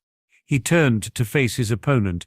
"You are welcome to choose whatever weapons you want, as am I. If you wish to apologize for your attempted attack on Emma and the slandering of my family, I will accept and we can move on. Otherwise you will face my blades. You challenged a centurion to a duel. You are about to find out just what that means." Hermione removed one of the bejeweled discs that decorated her belt. One twist, and Harry had a shield on his arm. "I've got a spare here if you need a second." This earned her a kiss from her boyfriend as Fudge then attempted to sweep the whole thing under the carpet. "Harry, is this really necessary? Can't we reach some agreement to avoid bloodshed? A sword against a wand is hardly a fair fight. I don't wish to see you hurt." This saw his three friends burst out laughing. Neville further amazed his grandmother by standing up to the Minister of Magic. "Barchoke arranged dueling dummies for us to practice on. These are top-of-the-range models, but we can't let Harry fight them. Two of them together can't hit Harry with a spell before he hacks them to pieces. Professor Weasley couldn't repair the last two he destroyed. I would guess she will get one.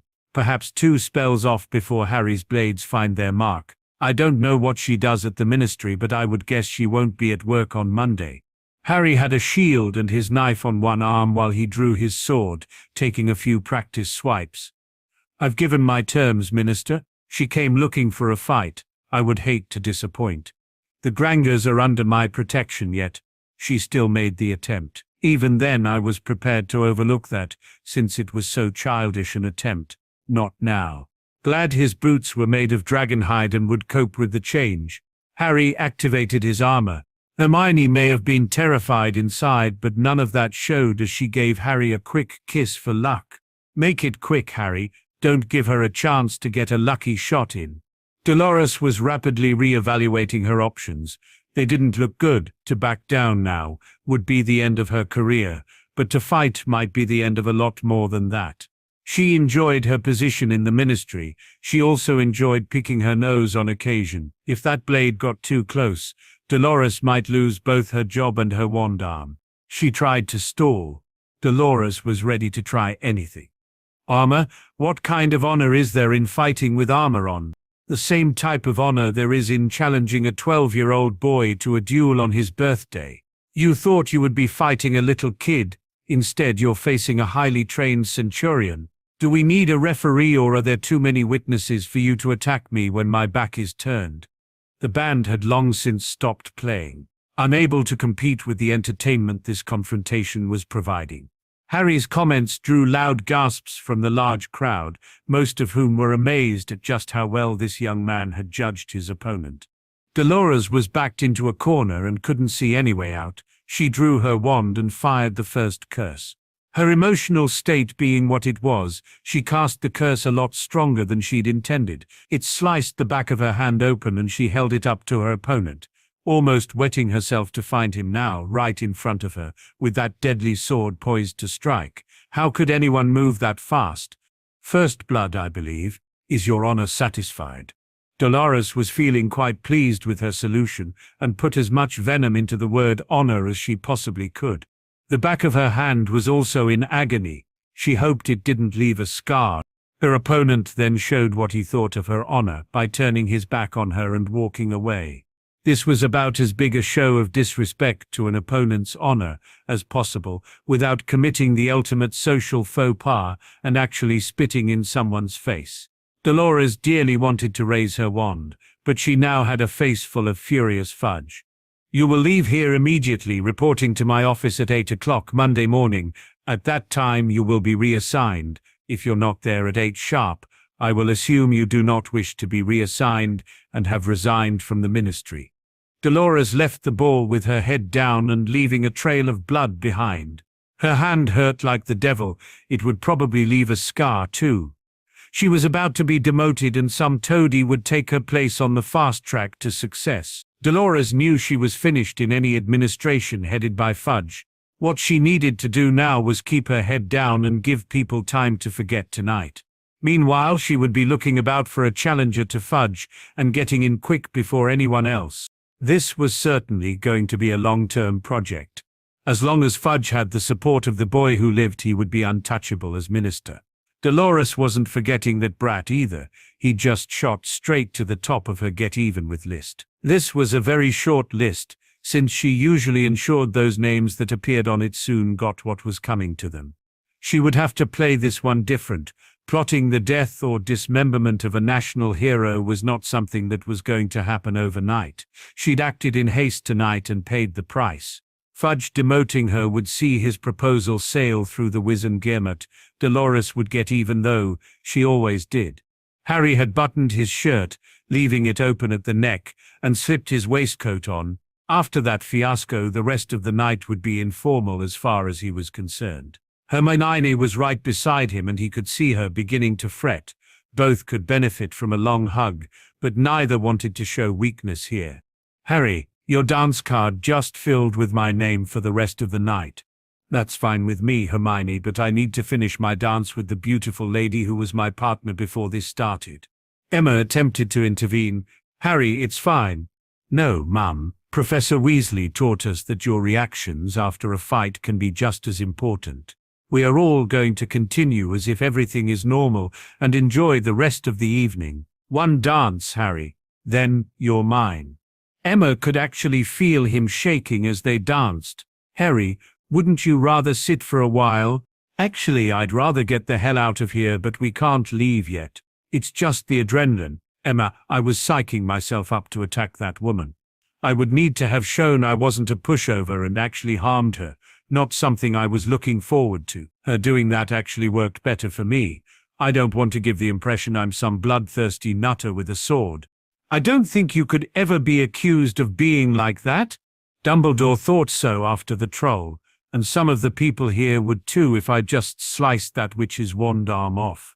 After the troll, I stood in a shower for about an hour before hiding in my room for the rest of the night. After Malfoy, I was in a toilet throwing up when Hermione found me. With Master Sharpshot, I was too concerned for Hermione to let anything else bother me." This drew a shiver from his dance partner. "Don't remind me, watching the memory was bad enough. You've had a hard life for a 12-year-old. "Oh no, Emma.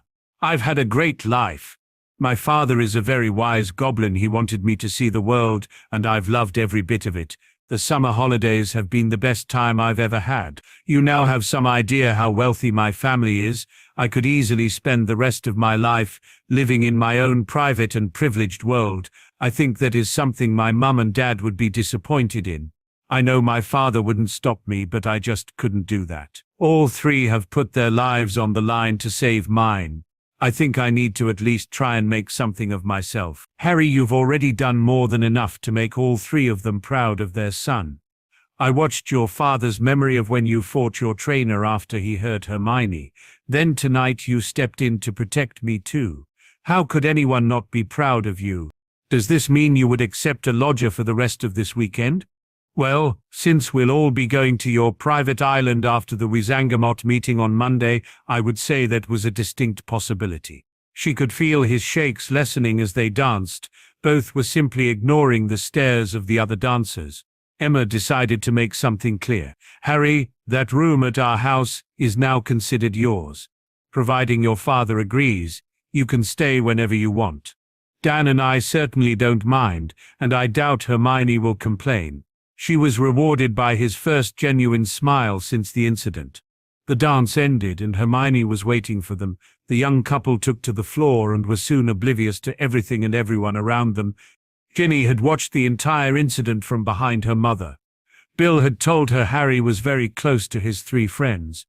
But this just drove that home. They were all there for him without a moment's hesitation. Ginny was trying to tell herself this was just a hopeless crush, but Merlin, Harry was so handsome. She'd almost put her elbow in the soup, simply eating at the same table as him. Watching him dance with the girls at the table had built a hope in her. She too might actually dance with Harry on his birthday. That was gone now, and probably just as well. Had he actually held her, Ginny Weasley would probably have fainted on the spot. Emma returned to the table and was determined to take control of the conversation this time. Molly, Arthur, I can't praise your son, Bill, highly enough. We've actually seen him teaching and were very impressed. He's certainly had a wonderful effect on those 4. They all really look up to him. Molly's entire face lit up and Emma knew she'd hit the bullseye. Muggle or magical, mothers loved to talk about their children. She would much rather talk about that than have Arthur ask her what you used a rubber duck for. Dolores considered herself lucky in a way. The press had gone positively gaga over Crow and his friends, with barely any mention of their altercation that happened later. Working under Ludo Bagman in the Department of Magical Games and Sports was also slightly better than the punishment she thought Fudge would stick her with. She had envisaged manning the graveyard shift in flu control for the next few years, or even exiled to rot in magical creatures. This was not the deepest, darkest depths of the ministry Dolores thought she was destined for. A comeback was certainly possible from here. Now all she needed to do was light a fire under Ludo's arse to raise the department's profile, though making sure she got most of the credit for any achievements they managed. It was still the same game and Dolores Umbridge was an expert at it. Harry and Hermione were running along the beach. Purely from habit, their swords were strapped behind them. They'd arrived on the island after the minister's goblin proposal had surfed through the Wizengamot on the wave of positive energy still abounding from Friday's ball. There would be a ceremonial signing of the amended treaty at the end of August, with Barchoke taking up his new position then. Dolores Umbridge didn't exactly have many friends, so her demotion wasn't even commented on. The island was just under 5 miles around, though it appeared as a group of sandbars on maps, and to the naked eye if you didn't have permission to be here, as their sandals performed a steady slap, slap, slap rhythm on the damp sand. Hermione thought this was her favorite time of the day, not because of any love of exercise, though she had come to like that part too. This was the time in every day when it was just her and Harry. They had been exercising practically every morning since just after the troll incident last year. Whether it was running around Crawley, the tunnels under Gringotts, or the park outside Grimmauld Place, Hermione thought this had them all beat. She wondered if Harry could get the room at Hogwarts to recreate this. Now wouldn't that be something to get her out of a warm bed on a cold winter's morning in the castle? This made her smile, knowing that the mere thought that the young man currently running beside her would be waiting downstairs was all the motivation Hermione Granger would ever need. It probably appeared strange to outsiders how much she depended upon Harry, how much they relied on each other. To them it just felt so natural. She entered King's Cross Station without a friend in the world, and left the express knowing she'd just made the best one either would ever find. Some might also question how quiet Harry could be, but not anyone who really knew him. Before she left for Hogwarts, her mother had given her the boy talk, but none of that applied to Harry. Yes, he certainly struggled sometimes putting his feelings into words. She was sure, though, that was more to do with being raised as a goblin than any question of immaturity. Harry didn't need words with her every time he hugged her or when Hermione looked into those green eyes. Those actions spoke volumes to her.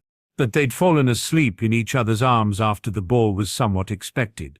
Waking up still there and covered with a quilt showed the enormous trust both sets of parents placed on them. Something neither had any intention of breaking. Just being with Harry meant this would have easily been the best summer of her life. That they had seen and done some amazing things together was just the cherry on top. They could see the beach chalets up ahead, meaning they were near the end of their run. Hermione reached out and took Harry's arm as both of them then slowed to a walk. I've been practicing with my bracelet since your father blood bonded it to me. Trying not to blush at how well he knew her, Hermione thought a demonstration would be the best way to show Harry. Her bracelet expanded up her arm and wrapped around her shoulder, slipping partially under the sports bra she was wearing. Hermione, that's fantastic. When you fight with a sword, your shield arm is the most exposed. If we can get that shield expanded over your torso, you will be almost as protected as me. Harry prays, followed by taking her in his arms and offering a kiss in reward for her efforts, meant Hermione's morning was just perfect. They walked arm in arm the last quarter of a mile to where they were staying. There were 8 chalets, beach huts, spaced along the white sands. They may have appeared rustic and basic from the outside, but stepping onto the porch brought you every comfort magic had to offer. The twins were sitting on one of those porches eating breakfast and watching the young couple approach. Parvati's eyeballs nearly joined the cereal in her bowl at the sight of Harry in just a pair of shorts. Oh Merlin, how does Hermione resist throwing Harry to the sand and snogging him senseless? Seeing she was falling for this, Padma changed tactics. There couldn't be the slightest hint of misunderstanding here. Seriously, Pav, it's okay to look, just don't ogle and never ever think of touching. Those two are great friends, but anyone trying to come between them will get squashed like a bug. You were brilliant, Rome, but here it will only be us. We'll swim, play games, and generally have a great time. Both Harry and Neville will spend most of the week like that. Just be their friend and get used to it. We thought the boys were going to have a heart attack the first time they saw us in our bikinis. They got over it pretty quickly. You mean the boys have seen you in that thing you showed me? No, we took them off and swam naked. You did what? Dad. I was only kidding with Pav. Emma and Augusta were there all the time. Do you really think those two would let anything happen? This saw Padma rush to hug her dad. I was very proud of you at that ball. The way you helped Harry. He really didn't want to fight that woman. Ramrayo really shouldn't have been surprised at his daughter once more springing to the young man's defense. Of course Harry didn't want to fight her. Only a fool would want to fight. We're taught fighting should be your last option. We are also taught how to fight, just in case we need that option. Harry would have made mincemeat of her dad. I wasn't joking when I said he was scary with that blade. Neville called it right. She would have gotten one, perhaps 2 spells off, and then it would have been all over. It would also have been all over the Prophet too, and certainly hurt the chances of the goblin proposal going through the Wizengamot. Parvati felt a twinge of jealousy at the attention her twin sister was receiving, attention that would usually be heading in her direction. It was also strange seeing Padma with the cool friends and the hot date for the ball. Just thinking of the number of witches who would kill to be in her place soon had the smile back on Parvati's face. It would probably take her until Christmas to tell Lavender all that had happened so far, and they still had Tokyo to look forward to. Remus was also watching the young couple approach, the lump of emotion in his throat affecting his voice as he shouted to them, "Still up for a lesson, you two?" He couldn't get over just how much Harry reminded him of James, the mature version who finally got Lily Evans' attention in the way he wanted. Hermione might look nothing like his friend Lily, but if Remus closed his eyes, it was almost like talking to Lily again as they did their prefect patrols. He'd led a pretty isolated life for the last decade and was struggling to cope with being in company where he was not only accepted but made welcome. Harry waved over at the man who was a friend of his parents, and his godfather's best friend too. They'd gotten to know Remus from staying in Grimmauld Place, gradually building trust and growing to like the person who must have been the quiet one amongst the marauders. "We normally have a practice after our morning run, so now works for us, if that's all right for you." Remus quickly agreed, and by the time he joined them, their swords were laid down as they ran through some shield drills. These two had effected a variation that Remus had never seen before. They would occasionally let a spell through, only to reflect it back at the caster using the metal shields on their forearms. Neville and Padma joined them and were soon practicing shield drills of their own. The 4 friends had quickly drawn a crowd, with everyone currently on the island coming out to watch. Burchoke removed some portable ward stones from a bag, creating a shielded area around the 4 who were practicing. Remus's intentions were for them to carry out their normal practice, so he could assess what level they were at. They were clearly a lot more advanced than a normal first-year Hogwarts curriculum would provide. When they finished practicing, they switched to duels with the three going after Harry. It soon became obvious that the ward stones were needed to protect the spectators, as curses were flying everywhere as they deflected off shields, magical and physical. The trio were working well together, trying to outflank Harry while keeping him busy defending himself from very accurately cast curses. Harry, though, had a trick up his sleeve and created a powerful blast of air. Normally this would be worse than useless. Normally they didn't fight on a beach. Neville and Padma were soon out the fight. Sand in their eyes left them sitting ducks to be picked off. Hermione had used her metal shield to protect her eyes, but now knew she was outmatched. With Padma and Neville blinded from the sand, even reviving them wouldn't help. She was still figuring out what to do when her boyfriend clipped her with a stunner. She came back round, hearing Padma's voice. "Have I told you I hate you today, Harry? If not, consider it done." That sand went bloody everywhere. Neville's answer to that problem was to strip off his shirt and dive into the sea, creating another problem as three young witches were left practically drooling at the two boys on display. Harry was helping a groaning Hermione into a sitting position. "You did well." "I did not. That was a brilliant use of our environment as a weapon. I'm still taking too long to make my mind up about what I'm going to do. In a real fight, I won't have 5 minutes to think over what action to take." "Don't be too hard on yourself, Hermione." The last word was shouted in shock as a wave leapt from the sea and soaked both of them. He'd been concentrating on cheering up Hermione and missed what her wand was doing. They were soon rolling in the sand, soaking wet and roaring with laughter. Both marauders were also wearing wide grins at the prank, but the morning entertainment wasn't over just yet. Barchoke removed 2 dueling dummies from his bag and brought them to full size. "I know some of you were very worried at the ball the other night. You may have noticed neither I nor his 3 dueling partners had any concerns on the matter.